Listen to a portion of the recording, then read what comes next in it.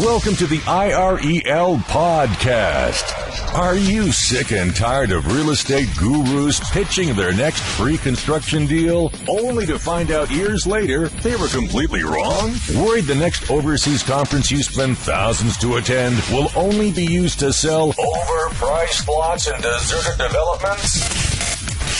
Join thousands of other international real estate seekers who are looking for their place in paradise without the sales pitch. Straight from your host, Taylor White.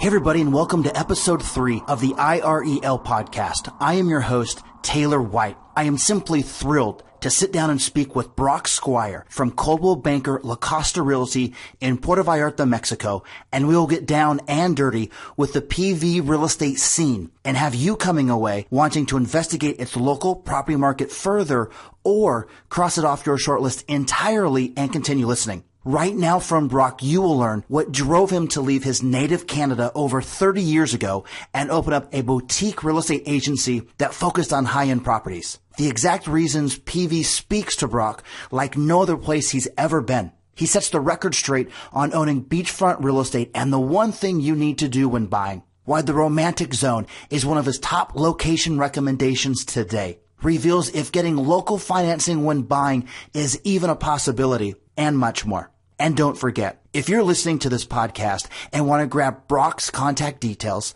links on buying or selling Puerto Vallarta real estate, or any other show notes, head on over to irelpodcast.com/3. That's irelpodcast.com/3. I'm excited. Let's get Brock on the phone. Hey Brock, it's Taylor White. I'm excited to have you on the IREL podcast today, straight from Puerto Vallarta, Mexico. So we can get to know you personally. Tell us about yourself and where your stomping grounds were before you ended up in PV. Hey Taylor, great to meet you and be online with you this morning. I grew up in Vancouver, British Columbia, and I graduated from the University of BC there, and I ended up with a degree in urban land economics and finance. And I spent about 15 years in the commercial mortgage banking industry in Western Canada, and I also was doing some property development. During the, first Great Recession of 1982, my wife managed to convince me to take about a week, 10 days off, and go down to Puerto Vallarta, Mexico, over many objections from my side, I might add. Our 1 week turned into 5 weeks, and we absolutely fell in love with the place. The setting with the classic little colonial town against the Sierra Madre Mountains in a huge bay, people who were genuinely pleased to have you in their town and on their beaches, and a setting that looked to me to be a tremendous real estate opportunity in the future. We were hooked. We made a small deposit on a small condominium on the south side of town overlooking the Bay of Banderas, and 2 months later we were new residents of Puerto Vallarta. Adding all this to my personal dream of always wanting to be in the real estate business, which I love, and in the tropics, which I also love, made for a magical combination for me that I knew would likely never be able to be replicated in my life again. Well, Brock, I can certainly relate, as a direct flight for me to PV was just 2 hours and 20 minutes when I lived in San Diego full time. And so we can get a better idea of you professionally, give us your brief resume, if you will, leading up to working at Coldwell Banker Costa Realty. Well, Taylor, real estate in Puerto Vallarta at that time was a long way from what it was in Canada. Virtually no government controls, no barrier to entry. I could go on, but I started focusing on the high end of the market, which was pretty slim at the time. But slowly and surely, I managed to create a nice little business for myself. I eventually started adding new sales associates and applying the principles of the U.S. and Canadian real estate industry as best I could to our company, which was called Brock Squire y Asociados at the time. Having your name all over town, though, in any town, is not a great idea. So by the mid-'90s, I was looking for a way to shift our market share into another entity without my personal name having the exposure that I already had. So Well, during that time, we were the Sotheby's International Realty representative for the west coast of Mexico. That still required that our main branded name be out there. So in 1998, when Coldwell Banker decided that they were going to step into Mexico, and they decided that Puerto Vallarta was going to be their first stop, I was very excited. They spent a lot of time looking around Puerto Vallarta, and they cut their time actually in half, and they came back to me in rather short order asking me if I wanted the opportunity to be the first franchise in Mexico, and it took me about a heartbeat and a half to tell them yes. And 6 months later, we were Coldwell Banker La Costa Realty, and very excited about it, and rightly so. Awesome, Brock. Love the detailed background. Now, we are getting more familiar with who you are, both on a personal and professional level. Let's start to dig into your journey just a little bit. Take us back to your mindset. What were some of the reasons why you decided to look at other countries to begin with years ago, and then maybe which countries you were considering before choosing Mexico? That's a really good question, Taylor, because we had done a lot of traveling all over the world, my wife and I, mostly through the South Pacific, which, again, was my dream to the tropics. But I had the dream of being in the real estate business in the tropics, and living in Vancouver, Hawaii was always an easy flight for us to get over there, and we did that quite a lot. We'd also gone as far south as Fiji, Tahiti, Sydney, Bali, Cook Islands, and a few other places.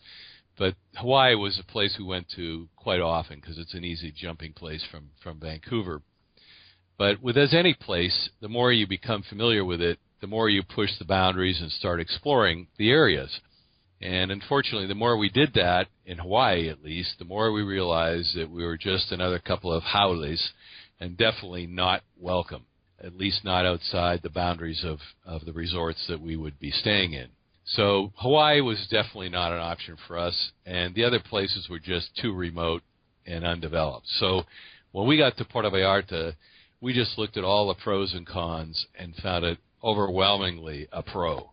Wait, Brock, please explain to us, to me, to the listeners, what's a aule? I think it is. What is that? It's not a good thing, Taylor. Is that like a gringo? Well, it's gringo, but with a lot more negative connotation. Okay, Brock. I am always fascinated to learn about which countries people have considered and why. Now, let's delve deeper into Mexico as a whole, and then why you chose Puerto Vallarta in particular versus some other popular Mexican locations, such as San Miguel de Allende. Well, the thing about Puerto Vallarta is that, first of all, it has an international airport right here. So you can get in and out of Puerto Vallarta to pretty much every major city in the U.S. inside of a 2.5-hour flight. And there's, about 40 flights a day leaving here, and it's really a piece of cake. I mean, we can fly to New York direct in 5 hours. So it's easy to get in and out without having to go through a bunch of connections. In terms of living here, Puerto Vallarta is really the only beach resort destination in Mexico where the town itself is fully integrated into the fabric of the resort. It's one of the highlights. The only other place in Mexico that I'm aware of that is even close to this is San Miguel, but it's definitely not on the beach. So in Puerto Vallarta, you're in and out of town for all kinds of things all the time, fantastic restaurants, film festivals, art galleries, or just plain walking around. It's totally safe. Security is not something you give much thought to, contrary to what a lot of the media seems determined to portray. There's so much to do here, it's amazing. Every kind of water sport you can imagine, the best sailing bay in North America, surfing, world-class deep-sea fishing, scuba diving, kite surfing, snorkeling, supping, kayaking, you name it. There's also hiking, adventure trips, dune buggies, ATVs, tennis, 7 phenomenal golf courses. I mean, I could really go on, but it's a great place to live if you like to be outdoors and in this gorgeous climate that we have here. Well, I couldn't agree more, Brock, and believe Puerto Vallarta is an awesome city for having an amazing beach, city, and tropical jungle lifestyle, full of things to do, see, and enjoy. Through my travels, I'm a firm believer in that I either get a place or I don't. Share with us some reasons why Puerto Vallarta speaks to you. I think the main thing is that the diversity of this town is what really makes it special. It doesn't really matter what age or stage of life you're in. If you want to do something that is active or even social, you can do it here. There's probably 50 philanthropic different organizations that are being operated here at any given time, and they're all being done with a mix of Mexican, American, Canadian, different people from Europe. We're all in here together, and the big thing for me is that you can do this while being psychologically comfortable doing it, because there's no negative undercurrent going on. Everybody's happy to be here. Everybody has the same objectives pretty much, the locals, the non-locals, the Mexican people, the expats. It's sort of like we're all in this little piece of paradise, enjoying and respecting it together. Okay, Brock, we have gotten to know you both personally and professionally, reasons why you chose Mexico and why Puerto Vallarta speaks to you. But get ready, because now it's time for us to pick your brain on the local real estate scene and to get the juices flowing. We're going to do a quick round of what I like to call the real estate hot seat, where I ask you 5 rapid-fire questions, and you give me an answer in 15 seconds or less each. Brock, are you ready for the Puerto Vallarta hot seat? You bet. All right. What currency is real estate priced in? Well, it's priced in U.S. dollars. It's denominated in U.S. dollars. Sometimes we do peso deals, but at the end of the day, it's always usually converted back or tied in some way to a U.S. dollar conversion. Is owning property as a foreigner legal? Completely legal. The thing people need to understand is that if the property is within 50 kilometers of the water or a beach or 100 kilometers of the international borders, it needs to be held in a trust with one of the Mexican banks. These trusts are non-balance sheet items for the banks, and while there's never been a Mexican bank go bankrupt, they are heavily regulated. And even if one did, or there needed to be one bank taking over another, which has happened, the trusts are always managed separately. Can property be titled? Well, it is titled, and what you buy and put in trust is a fee simple titled property that then becomes registered in the land registry here. And the good thing about the trust is that for a foreigner, because the bank is the trustee, which means they're effectively the buyer of the property, and the buyer himself is the primary beneficiary of the trust, the bank has its own set of in-house attorneys who carefully, and I mean very carefully, review every transaction so that they have, it's like having another set of eyes and ears on every deal that we do. Can money flow in and out of Mexico easily, or are there currency restrictions? There are no currency restrictions. The money flow is very fluid. There's hundreds of millions of dollars going back and forth across the Mexican borders electronically at all times. The only restriction here in terms of currency is U.S. dollars cash, which are very highly restricted in terms of deposits and reporting requirements. So large amounts of U.S. cash are difficult to deal with. And I think this is pretty common now in pretty much every country. And, of course, my number one question, what is your favorite local drink? Well, when I first came down here, I had kind of a bad impression about tequila. But once you live down here and understand it and taste some of the great tequila brands that are out there today, there's nothing better than a nice, well-prepared tequila blanca, which is like the white tequila. And you can sip those in moderation, and it's just a great drink. It's like a 20-year-old scotch. Well, Brock, correct me if I'm wrong before we move on, but a good tequila would be like a good rum, where you could actually sip it on rocks. Is that correct? Yes, absolutely. Or you can sip it straight. Okay. I thought so. Okay, Brock, you can now relax, but just a little bit, as you are off the Puerto Vallarta hot seat.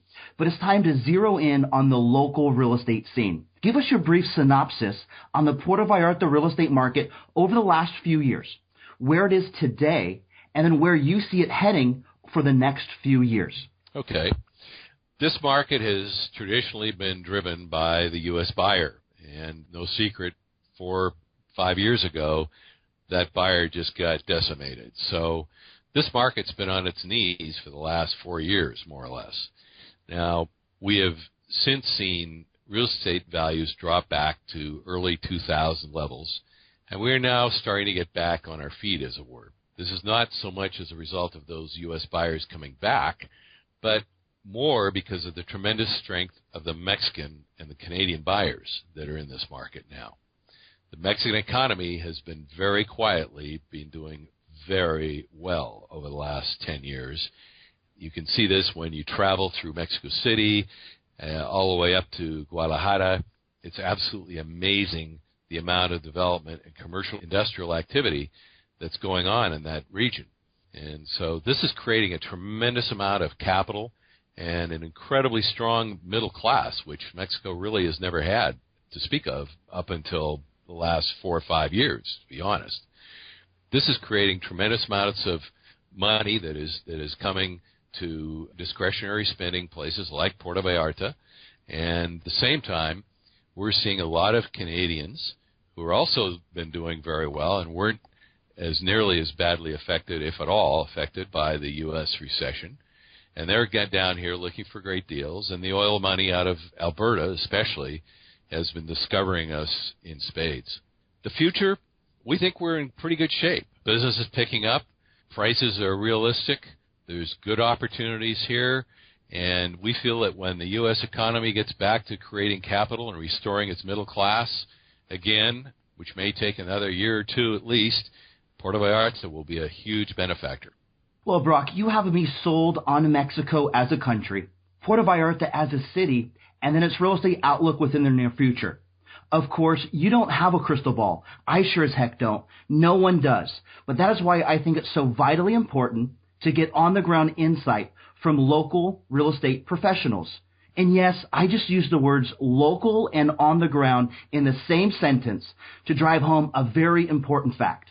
Brock, you are not some newsletter writer who might spend a few days in PV and then send out emails with hot buys, calling yourself an international real estate guru. You are there in the trenches on a daily basis, dealing with local buyers, sellers, agents, lawyers, and every facet of the real estate business.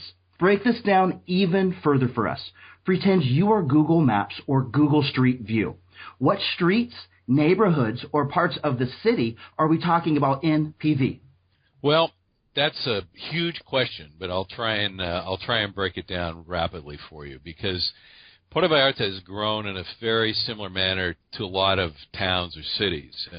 Sort of springing back to my background as an urban land economist and town planner, we've seen Puerto Vallarta grow at the margins, so it grows out, and then it's kind of infilled back in, and then it's grown out again, and that cycle has gone on about 2 or 3 times since I've been here in the last 3 decades. So right now we're in a sort of a reversion or internal growth.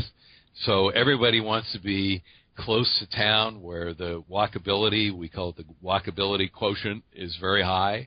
Living in town is great. You can be close to the beach. You may not necessarily have a view of the beach, but you'll be within, 5, 4, 3 blocks, even maybe 1 or 2 blocks from the beach. Walk to the coffee houses, the cafes, restaurants, galleries, bars, nightclubs, all the action. That's where it's at right now. But, there's many other alternatives for people who want to be in a different kind of environment. So there's golf course communities a little north of town. There's very high-end communities at Punta Mita, which is at the very north end of the bay. Four Seasons Hotel is there, St. Regis Hotel. Nothing under $1 million, really. And then there's areas south of town that are more on the hillsides with great views. So there's a lot of different pockets and places to be. But Really the hot spot right now is what we call the romantic zone, which I was referring to initially, which is sort of the high walkability area. Okay, awesome, Brock. And this is a good transition because now that we have a specific location in mind, what types of properties do you recommend? And let me give you a few brief examples of what I mean. Are we talking about buying pre-construction units for capital appreciation that we later flip? Are we talking about buying completed apartments, houses, or office spaces to generate rental income? Or are we talking about buying land to either sell as is or possibly subdivide into smaller tracts? Brock, give us a better idea of what you're talking about and recommending today. Well, let's look at the romantic zone, which is sort of on the south side of Puerto Vallarta. It has a good name to it. It is. It's a cool place. Right. It's a real mixed bag. There's a great vibe in the area. There's a lot of gay community activities in that section, which really adds to another dynamic of that area.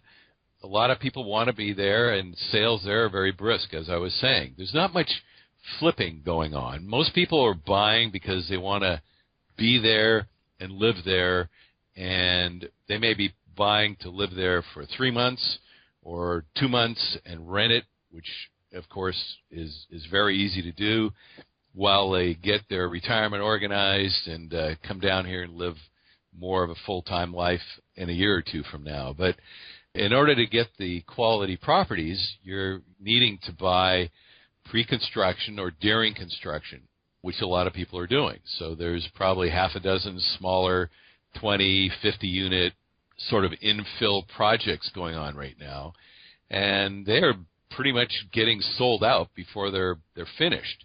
These are typically 1- and 2-bedroom units, 900 to 1,500 square feet.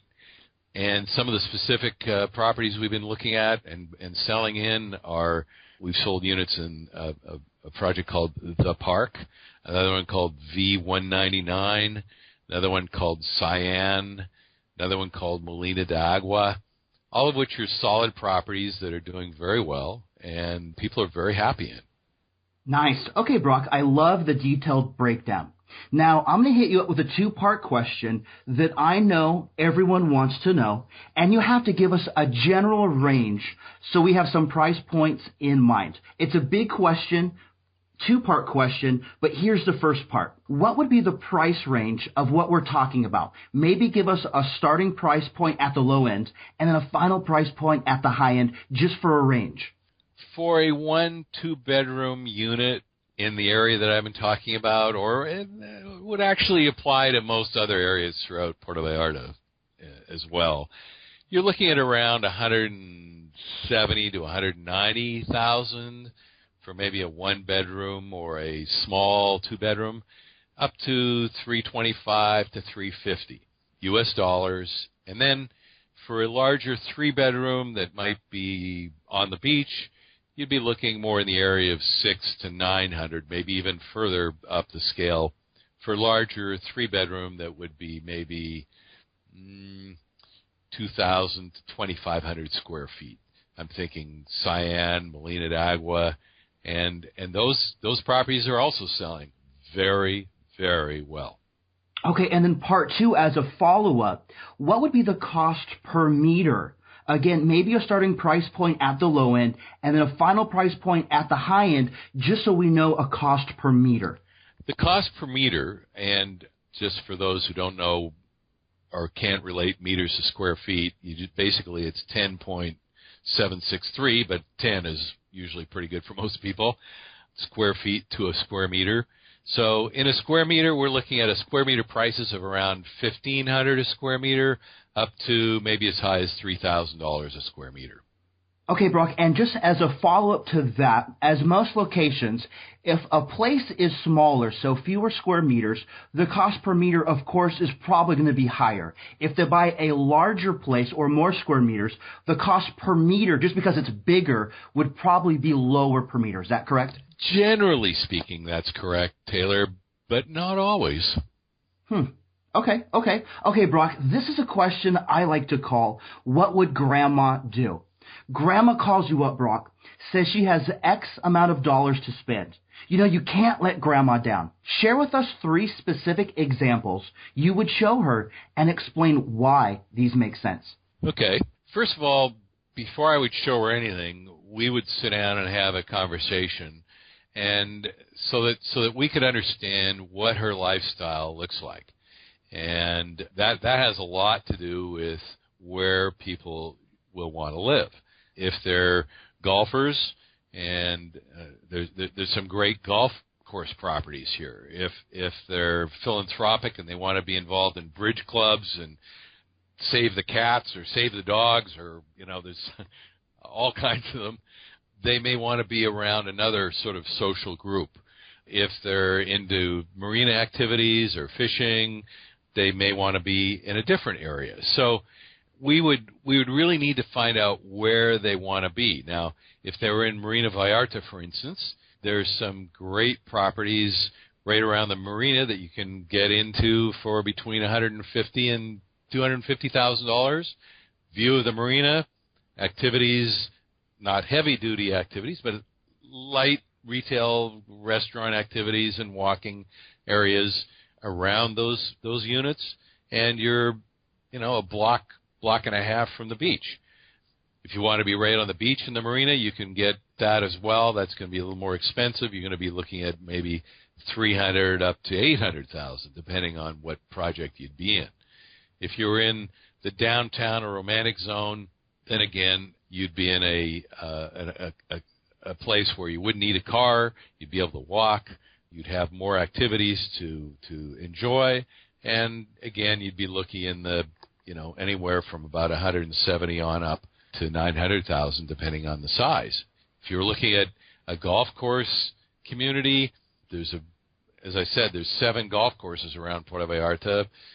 One of the primary golf course communities is in Nuevo Vallarta, and you can get a condominium on that golf course for around $225,000 and a freestanding home in the maybe $450,000 to $550,000 range and up. Very secure, manicured community center, great golf clubhouse, lots of restaurants, close to the beach, lots of amenities. Okay, Brock, we are laser focused on specific areas of Puerto Vallarta. We know our starting price point. We have an idea of cost per meter. We have 3 specific examples which are good enough even for Grandma. Now, let me ask you an obvious question. How do we buy?